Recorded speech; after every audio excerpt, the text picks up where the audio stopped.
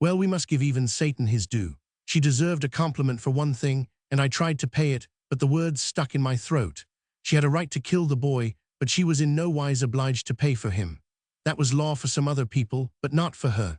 She knew quite well that she was doing a large and generous thing to pay for that lad, and that I ought in common fairness to come out with something handsome about it, but I couldn't. My mouth refused. I couldn't help seeing in my fancy that poor old grandma with the broken heart, and that fair young creature lying butchered, his little silken pomps and vanities laced with his golden blood.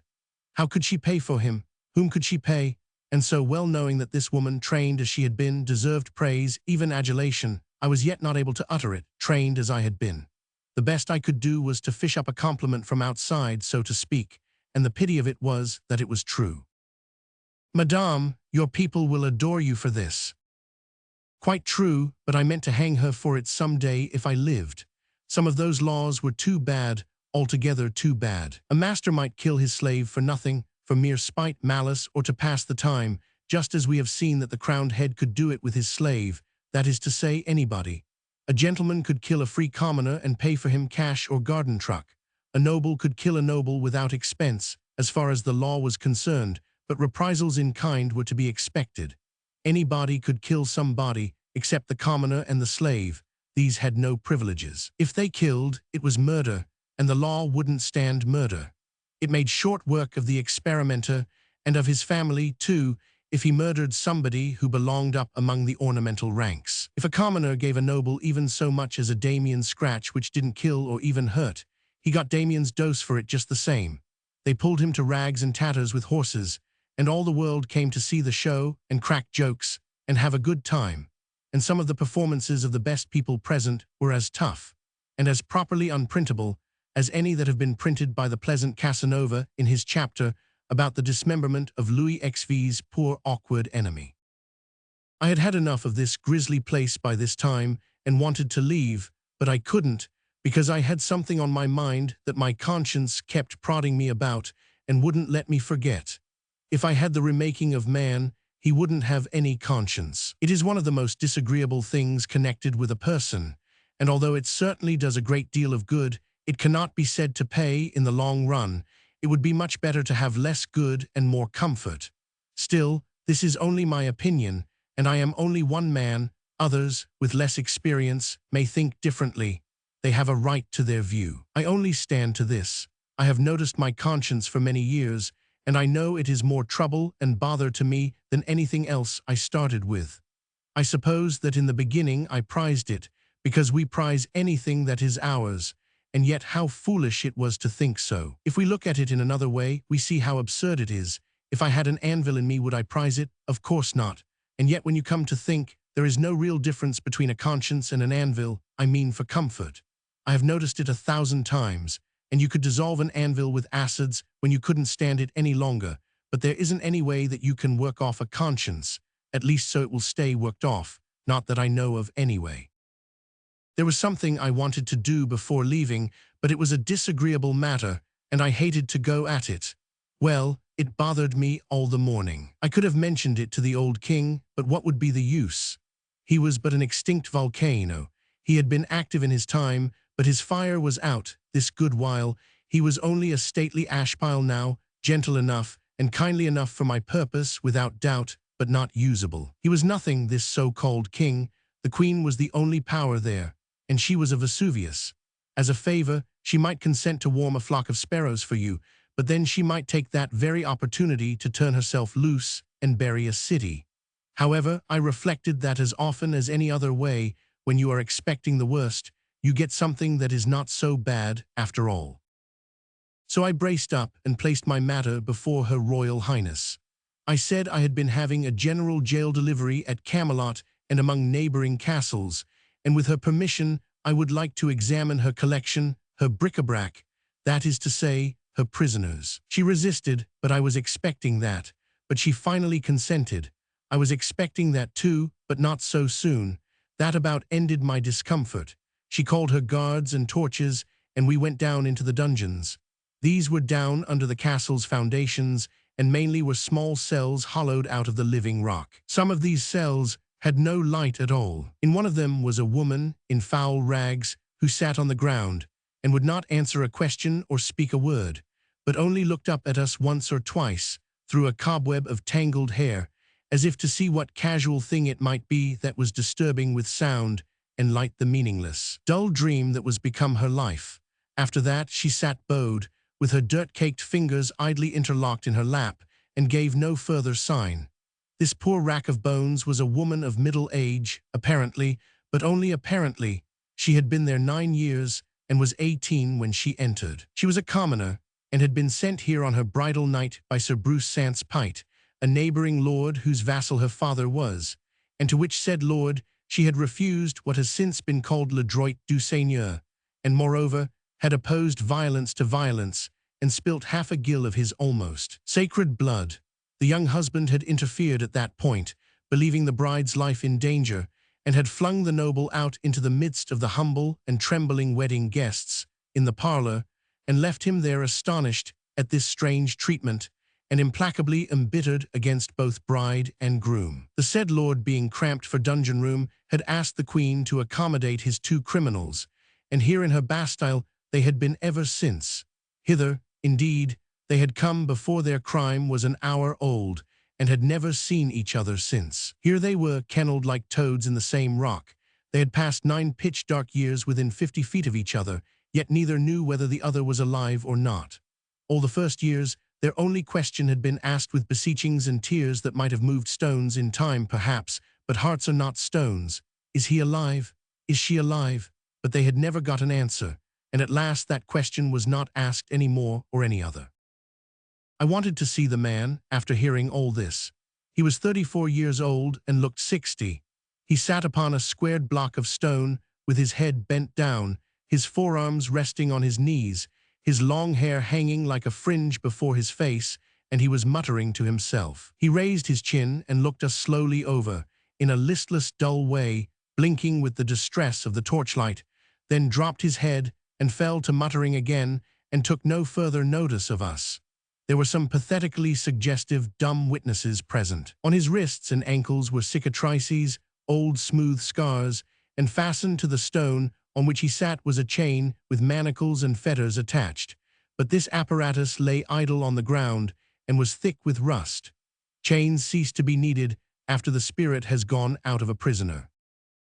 I could not rouse the man, so I said we would take him to her and see to the bride who was the fairest thing in the earth to him, once roses, pearls, and dew made flesh for him, a wonderwork, the masterwork of nature, with eyes like no other eyes and voice like no other voice, and a freshness and lithe young grace and beauty that belonged properly to the creatures of dreams, as he thought, and to no other. The sight of her would set his stagnant blood leaping, the sight of her. But it was a disappointment. They sat together on the ground and looked dimly wondering into each other's faces a while, with a sort of weak animal curiosity, then forgot each other's presence and dropped their eyes, and you saw that they were away again and wandering in some far land of dreams and shadows that we know nothing about. I had them taken out and sent to their friends. The Queen did not like it much. Not that she felt any personal interest in the matter, but she thought it disrespectful to Sir Bruce Sans Pite. However, I assured her that if he found he couldn't stand it, I would fix him so that he could. I set 47 prisoners loose out of those awful rat holes and left only one in captivity. He was a lord and had killed another lord, a sort of kinsman of the Queen. That other lord had ambushed him to assassinate him, but this fellow had got the best of him and cut his throat. However, it was not for that I left him jailed, but for maliciously destroying the only public well in one of his wretched villages. The Queen was bound to hang him for killing her kinsman, but I would not allow it. It was no crime to kill an assassin. But I said I was willing to let her hang him for destroying the well, so she concluded to put up with that, as it was better than nothing. Dear me, for what trifling offences the most of those 47 men and women were shut up there. Indeed, some were there for no distinct offence at all, but only to gratify somebody's spite, and not always the Queen's by any means, but a friend's. The newest prisoner's crime was a mere remark which he had made. He said he believed that men were about all alike, and one man as good as another, barring clothes. He said he believed that if you were to strip the nation naked and send a stranger through the crowd, he couldn't tell the king from a quack doctor, nor a duke from a hotel clerk. Apparently here was a man whose brains had not been reduced to an ineffectual mush by idiotic training. I set him loose and sent him to the factory. Some of the cells carved in the living rock were just behind the face of the precipice, and in each of these an arrow slit had been pierced outward to the daylight, and so the captive had a thin ray from the blessed sun for his comfort. The case of one of these poor fellows was particularly hard. From his dusky swallow's hole high up in that vast wall of native rock, he could peer out through the arrow slit and see his own home off yonder in the valley, and for 22 years he had watched it with heartache and longing through that crack. He could see the lights shine there at night, and in the daytime he could see figures go in and come out, his wife and children, some of them, no doubt, though he could not make out at that distance. In the course of years he noted festivities there and tried to rejoice, and wondered if they were weddings or what they might be. And he noted funerals, and they wrung his heart. He could make out the coffin, but he could not determine its size, and so could not tell whether it was wife or child. He could see the procession form, with priests and mourners, and move solemnly away, bearing the secret with them. He had left behind him 5 children and a wife, and in 19 years he had seen 5 funerals issue, and none of them humble enough in pomp to denote a servant. So he had lost 5 of his treasures. There must still be one remaining, one now infinitely, unspeakably precious. But which one, wife or child? That was the question that tortured him by night and by day, asleep and awake. Well, to have an interest of some sort and half a ray of light when you are in a dungeon is a great support to the body and preserver of the intellect. This man was in pretty good condition yet. By the time he had finished telling me his distressful tale, I was in the same state of mind that you would have been in yourself, if you have got average human curiosity. That is to say, I was as burning up as he was to find out which member of the family it was that was left. So I took him over home myself, and an amazing kind of a surprise party it was, 2 typhoons and cyclones of frantic joy and whole Niagaras of happy tears. And by George, we found the aforetime young matron graying toward the imminent verge of her half-century, and the babies all men and women, and some of them married and experimenting family-wise themselves, for not a soul of the tribe was dead. Conceive of the ingenious devilishness of that queen. She had a special hatred for this prisoner, and she had invented all those funerals herself to scorch his heart with, and the sublimest stroke of genius of the whole thing was leaving the family invoice a funeral short, so as to let him wear his poor old soul out guessing. But for me he never would have got out. Morgan Le Fay hated him with her whole heart, and she never would have softened toward him, and yet his crime was committed more in thoughtlessness than deliberate depravity. He had said she had red hair. Well, she had, but that was no way to speak of it. When red-headed people are above a certain social grade, their hair is auburn. Consider it, among these 47 captives, there were 5 whose names, offenses, and dates of incarceration were no longer known. 1 woman and 4 men, all bent and wrinkled and mind-extinguished patriarchs. They themselves had long ago forgotten these details. At any rate, they had mere vague theories about them, nothing definite and nothing that they repeated twice in the same way. The succession of priests whose office it had been to pray daily with the captives and remind them that God had put them there for some wise purpose or other, and teach them that patience, humbleness, and submission to oppression was what he loved to see in parties of a subordinate rank, had traditions about these poor old human ruins, but nothing more. These traditions went but little way, for they concerned the length of the incarceration only, and not the names of the offenses. And even by the help of tradition, the only thing that could be proven was that none of the 5 had seen daylight for 35 years. How much longer this privation has lasted was not guessable. The king and the queen knew nothing about these poor creatures, except that they were heirlooms, assets inherited, along with the throne, from the former firm. Nothing of their history had been transmitted with their persons, and so the inheriting owners had considered them of no value and had felt no interest in them. I said to the queen, "Then why in the world didn't you set them free?" The question was a puzzler. She didn't know why she hadn't. The thing had never come up in her mind. So here she was, forecasting the veritable history of future prisoners of the Castle Diff without knowing it. It seemed plain to me now that with her training, those inherited prisoners were merely property, nothing more, nothing less. Well, when we inherit property, it does not occur to us to throw it away, even when we do not value it. When I brought my procession of human bats up into the open world and the glare of the afternoon sun, previously blindfolding them, in charity for eyes so long untortured by light, they were a spectacle to look at. Skeletons, scarecrows, goblins, pathetic frights, every one, legitimatest possible children of monarchy by the grace of God and the established church. I muttered absently. I wish I could photograph them. You have seen that kind of people who will never let on that they don't know the meaning of a new big word. The more ignorant they are, the more pitifully certain they are to pretend you haven't shot over their heads. The Queen was just one of that sort, and was always making the stupidest blunders by reason of it. She hesitated a moment, then her face brightened up with sudden comprehension, and she said she would do it for me. I thought to myself, why what can she know about photography? But it was a poor time to be thinking. When I looked around, she was moving on the procession with an axe. Well, she certainly was a curious one, was Morgan Le Fay. I have seen a good many kinds of women in my time, but she laid over them all for variety. And how sharply characteristic of her this episode was.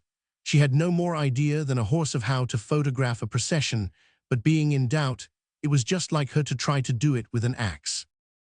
Chapter 19. Knight-errantry as a trade. Sandy and I were on the road again, next morning, bright and early. It was so good to open up one's lungs and take in whole luscious barrels full of the blessed God's untainted, dew-fashioned, woodland-scented air once more, after suffocating body and mind for 2 days and nights in the moral and physical stenches of that intolerable old buzzard roost. I mean, for me. Of course, the place was all right and agreeable enough for Sandy, for she had been used to high life all her days. Poor girl, her jaws had had a wearisome rest now for a while, and I was expecting to get the consequences.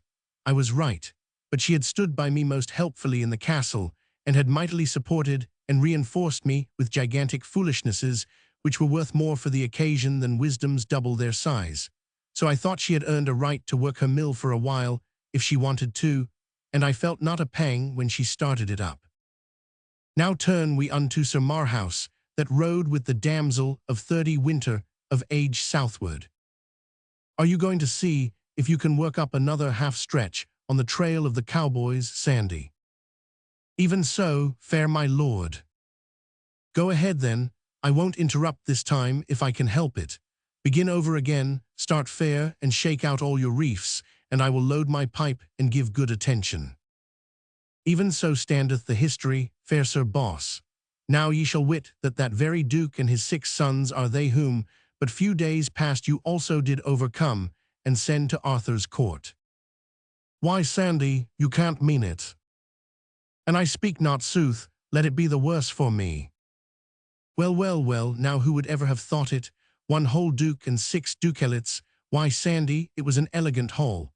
Knight-errantry is a most chuckle-headed trade, and it is tedious hard work too, but I begin to see that there is money in it, after all, if you have luck. Not that I would ever engage in it as a business, for I wouldn't. No sound and legitimate business can be established on a basis of speculation.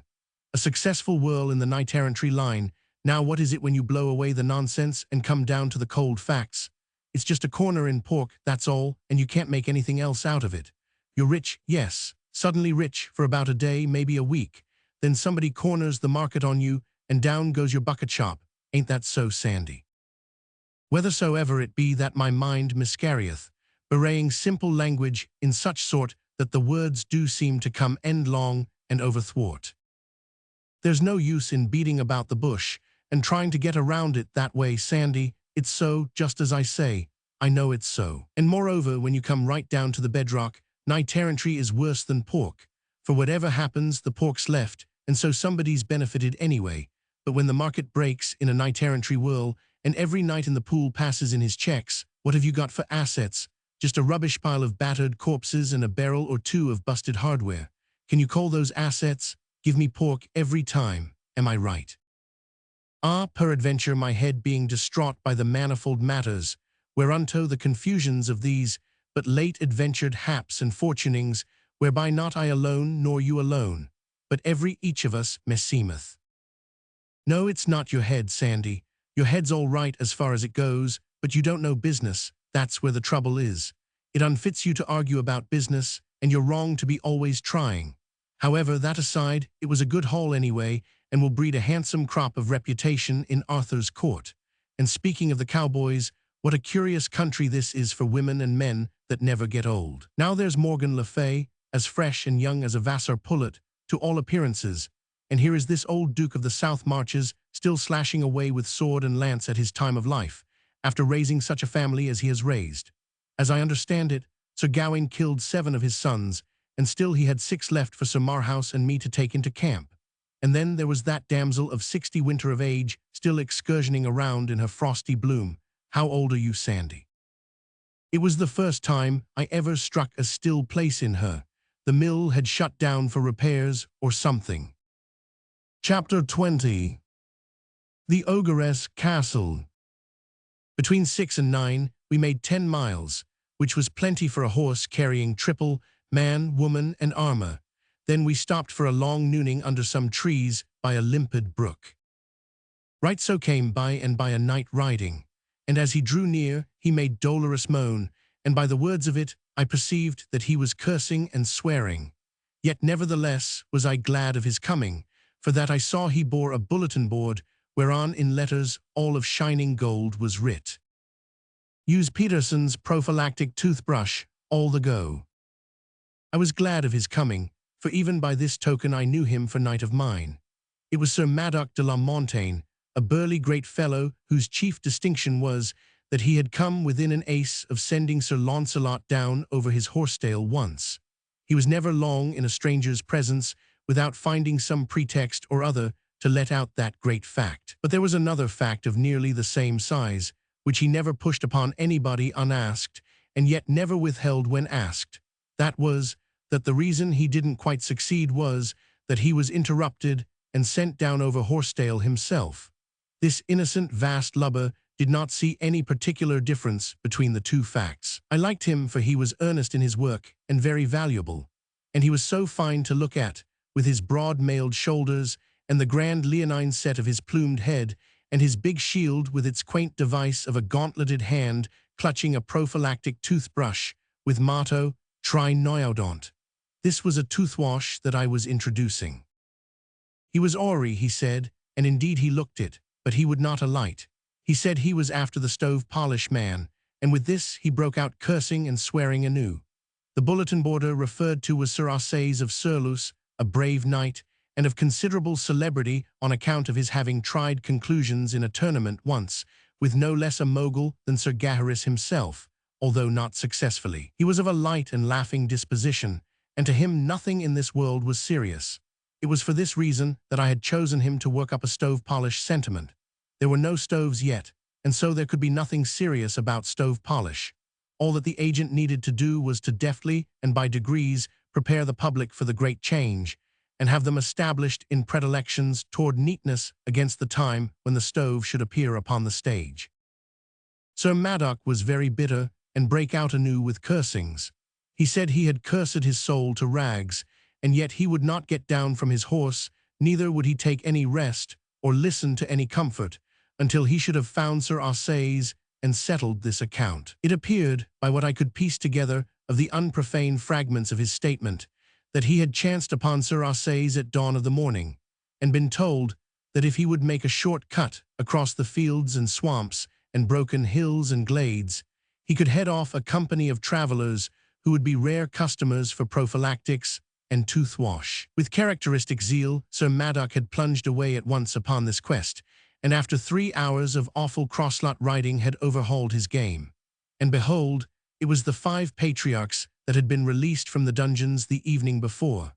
Poor old creatures, it was all of 20 years since any one of them had known what it was to be equipped with any remaining snag or remnant of a tooth. Blank blank blank him, said Sir Madok, and I do not stove polish him, and I may find him, leave it to me, for never no knight that hight Arsays or aught else may do me this disservice and bide on live, and I may find him, the which I have thereunto sworn a great oath this day. And with these words and others, he lightly took his spear and gat him thence.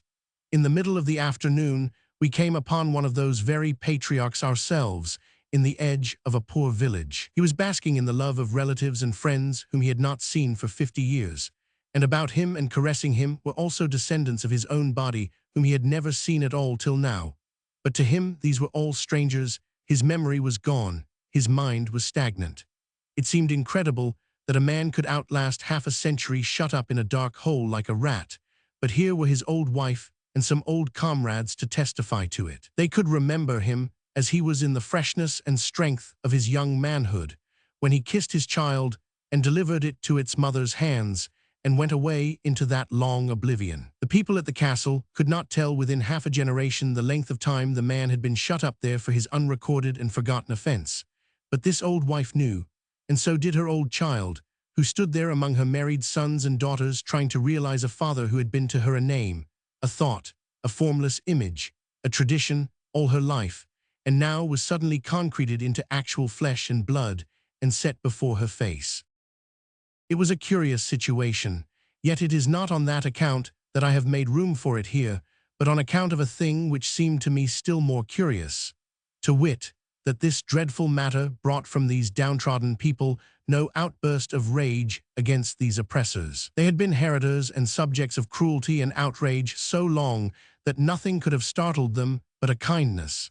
Yes, here was a curious revelation, indeed, of the depth to which this people had been sunk in slavery. Their entire being was reduced to a monotonous, dead level of patience, resignation, dumb, uncomplaining acceptance of whatever might befall them in this life. Their very imagination was dead.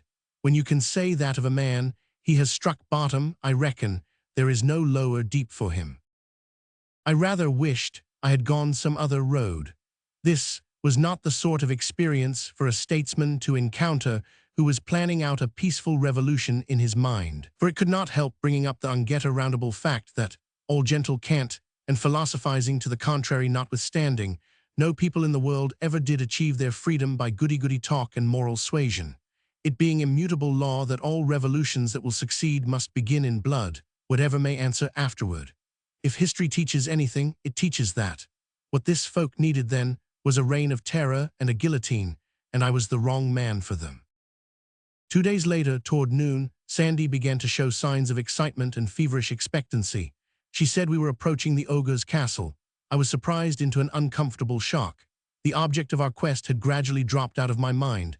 This sudden resurrection of it made it seem quite a real and startling thing for a moment, and roused up in me a smart interest. Sandy's excitement increased every moment, and so did mine, for that sort of thing is catching. My heart got to thumping. You can't reason with your heart. It has its own laws, and thumps about things which the intellect scorns. Presently, when Sandy slid from the horse, motioned me to stop, and went creeping stealthily, with her head bent nearly to her knees, toward a row of bushes that bordered a declivity, the thumpings grew stronger and quicker, and they kept it up while she was gaining her ambush and getting her glimpse over the declivity, and also while I was creeping to her side on my knees. Her eyes were burning now, as she pointed with her finger and said in a panting whisper, the castle, lo, where it looms." "What a welcome disappointment I experienced," I said. "Castle, it is nothing but a pigsty with a wattled fence around it." She looked surprised and distressed. The animation faded out of her face, and during many moments she was lost in thought and silent. Then, "It was not enchanted aforetime," she said in a musing fashion, as if to herself. "And how strange is this marvel, and how awful, that to the one perception it is enchanted and dight in a base and shameful aspect, yet to the perception of the other it is not enchanted, hath suffered no change, but stands firm and stately still, girt with its moat and waving its banners in the blue air from its towers. And God shield us, how it pricks the heart to see again these gracious captives, and the sorrow deepened in their sweet faces. We have tarried along, and are to blame." I saw my cue. The castle was enchanted to me, not to her. It would be wasted time to try to argue her out of her delusion. It couldn't be done. I must just humor it. So I said, "This is a common case, the enchanting of a thing to one eye and leaving it in its proper form to another. You have heard of it before, Sandy, though you haven't happened to experience it. But no harm is done. In fact, it is lucky the way it is. If these ladies were hogs to everybody and to themselves, it would be necessary to break the enchantment, and that might be impossible if one failed to find out the particular process of the enchantment. And hazardous, too, for in attempting a disenchantment without the true key, you are liable to err and turn your hogs into dogs, and the dogs into cats, the cats into rats, and so on, and end by reducing your materials to nothing finally, or to an odorless gas which you can't follow, which, of course, amounts to the same thing. But here, by good luck, no one's eyes but mine are under the enchantment, and so it is of no consequence to dissolve it. These ladies remain ladies to you, and to themselves, and to everybody else, and at the same time they will suffer in no way from my delusion, for when I know that an ostensible hog is a lady, that is enough for me. I know how to treat her. Thanks, O sweet my lord, thou talkest like an angel, and I know that thou wilt deliver them, for that thou art minded to great deeds, and art as strong a knight of your hands, and as brave to will and to do, as any that is on live. I will not leave a princess in the sty, Sandy. Are those three yonder that to my disordered eyes are starveling swineherds? The ogres, are they changed also? It is most wonderful.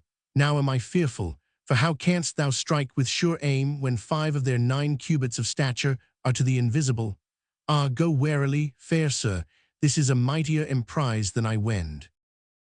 You be easy, Sandy. All I need to know is how much of an ogre is invisible, then I know how to locate his vitals. Don't you be afraid, I will make short work of these bunco steerers. Stay where you are. I left Sandy kneeling there, corpse-faced but plucky and hopeful, and rode down to the pigsty and struck up a trade with the swineherds.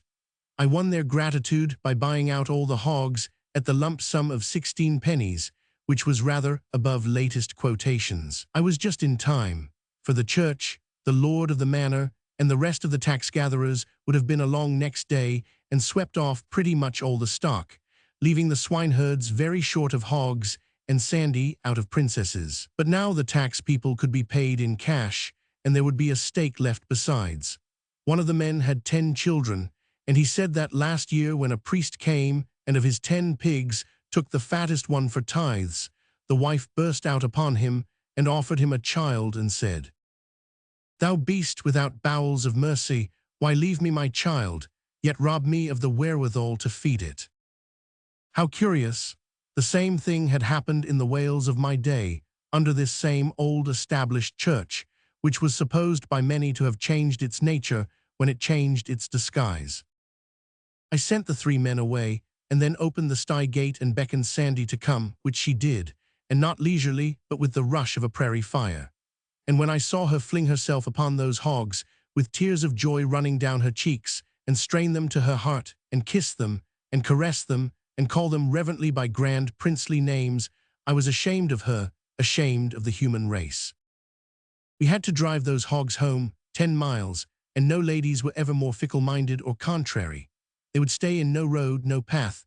They broke out through the brush on all sides, and flowed away in all directions, over rocks and hills, and the roughest places they could find. And they must not be struck or roughly accosted. Sandy could not bear to see them treated in ways unbecoming their rank. The troublesomest old sow of the lot had to be called my lady and your highness like the rest. It is annoying and difficult to scour around after hogs in armor. There was one small countess, with an iron ring in her snout and hardly any hair on her back, that was the devil for perversity. She gave me a race of an hour, over all sorts of country, and then we were right where we had started from, having made not a rod of real progress. I seized her at last by the tail and brought her along squealing. When I overtook Sandy, she was horrified and said it was in the last degree indelicate to drag a countess by her train. We got the hogs home just at dark, most of them. The Princess Nerovens de Morganore was missing, and 2 of her ladies in waiting, namely, Miss Angela Bohun and the Demoiselle Elaine Courtemains, the former of these 2 being a young black sow with a white star in her forehead, and the latter a brown one with thin legs and a slight limp in the forward shank on the starboard side, a couple of the tringest blisters to drive that I ever saw.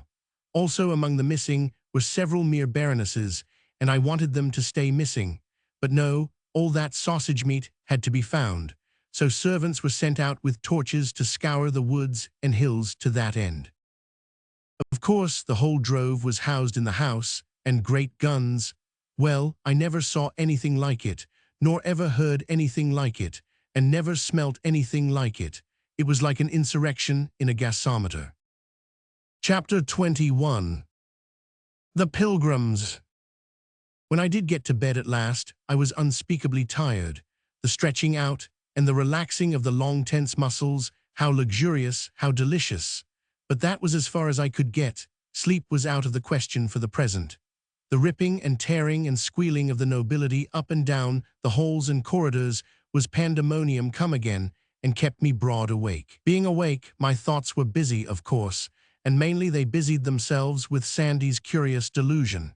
Here she was, as sane a person as the kingdom could produce, and yet, from my point of view, she was acting like a crazy woman. My land, the power of training, of influence, of education, it can bring a body up to believe anything. I had to put myself in Sandy's place to realize that she was not a lunatic.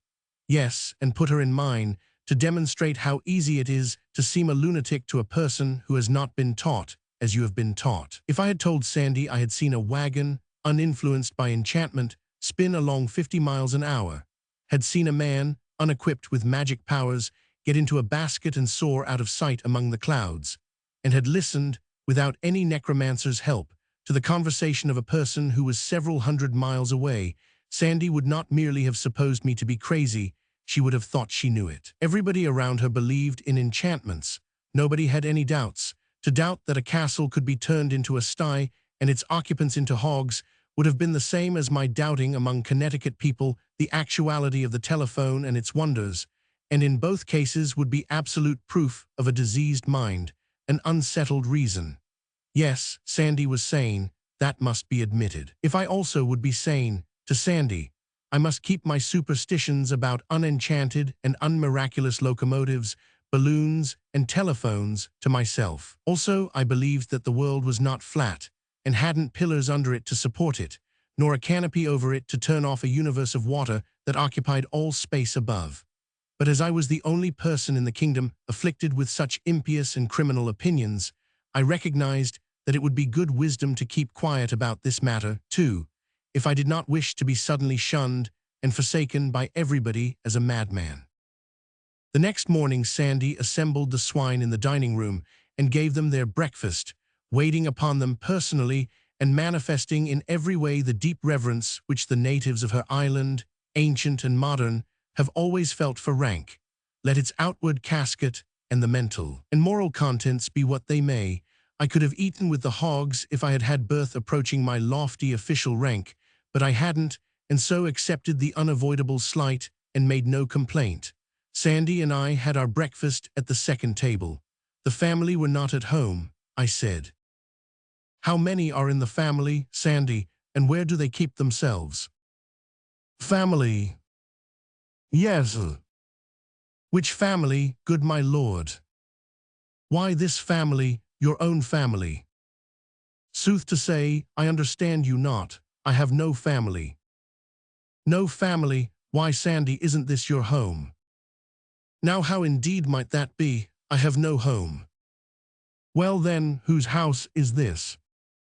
Ah, wit you well, I would tell you and I knew myself. Come, you don't even know these people, then who invited us here? None invited us, we but came, that is all. Why, woman, this is a most extraordinary performance. The effrontery of it is beyond admiration. We blandly march into a man's house and cram it full of the only really valuable nobility the sun has yet discovered in the earth, and then it turns out that we don't even know the man's name. How did you ever venture to take this extravagant liberty? I supposed, of course, it was your home. What will the man say? What will he say? Forsooth, what can he say but give thanks? Thanks for what? Her face was filled with a puzzled surprise. Verily, thou troublest mine understanding with strange words. Do ye dream that one of his estate is like to have the honor twice in his life to entertain company such as we have brought to grace his house withal? Well, no, when you come to that. No, it's an even bet that this is the first time he has had a treat like this. Then let him be thankful, and manifest the same by grateful speech and due humility. He were a dog else, and the heir and ancestor of dogs. To my mind, the situation was uncomfortable. It might become more so. It might be a good idea to muster the hogs and move on, so I said. The day is wasting, Sandy. It is time to get the nobility together and be moving. Wherefore, fair sir and boss? We want to take them to their home, don't we? La, but list to him, they be of all the regions of the earth. Each must hie to her own home. When we might do all these journeys in one so brief life, as he hath appointed that created life, and thereto death likewise with help of Adam, who by sin done through persuasion of his helpmeet, she being wrought upon and bewrayed by the beguilements of the great enemy of man, that serpent hight Satan, aforetime consecrated and set apart unto that evil work by overmastering spite and envy, begotten in his heart through fell ambitions, that did blight and mildew a nature erst so white and pure whenso it hove with the shining multitudes its brethren born in glade and shade of that fair heaven, wherein all such as native be to that rich estate, and great Scott, my lord. Well, you know we haven't got time for this sort of thing. Don't you see, we could distribute these people around the earth in less time than it is going to take you to explain that we can't. We mustn't talk now, we must act. You want to be careful. You mustn't let your mill get the start of you that way at a time like this. To business now, and sharp's the word. Who is to take the aristocracy home? Even their friends, these will come for them from the far parts of the earth. This was lightning from a clear sky for unexpectedness, and the relief of it was like pardon to a prisoner. She would remain to deliver the goods, of course. Well then, Sandy, as our enterprise is handsomely and successfully ended, I will go home and report, and if ever another one. I also am ready, I will go with thee.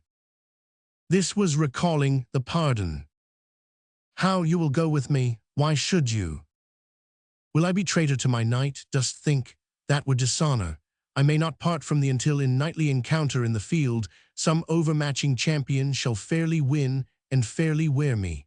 I were to blame, and I thought that that might ever hap.